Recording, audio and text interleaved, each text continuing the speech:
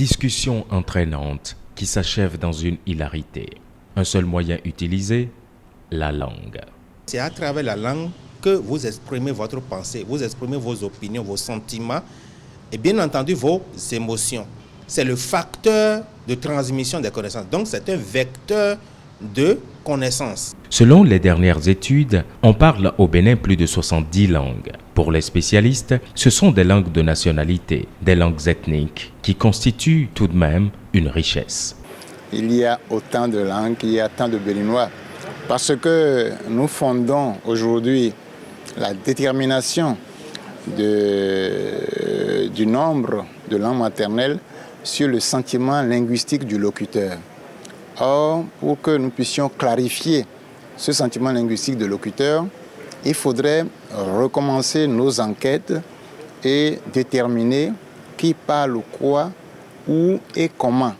Et depuis 2013, le Bénin, grâce au projet École et langue nationale, expérimente l'introduction des langues maternelles dans le système éducatif formel. 30 écoles font l'expérience à titre pilote.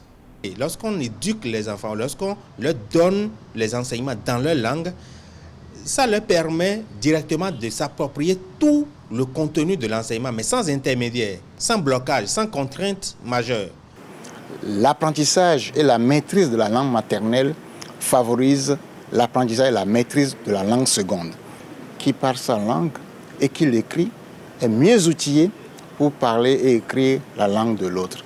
Une avancée significative pour l'école et pour les enfants béninois. Mais il faut aller plus loin, confectionner un alphabet dialectal et standardiser les langues béninoises. Nos langues, là où nous vous parlons, sont encore au stade de langue orale. Nos langues n'ont pas encore le langage juridique, le langage philosophique, le langage économique, le langage bancaire, le langage de mathématiques, le langage de la sociologie, de la géographie, etc. Les langues maternelles, facteur clé du développement, on doit s'y accrocher pour ne pas tout perdre.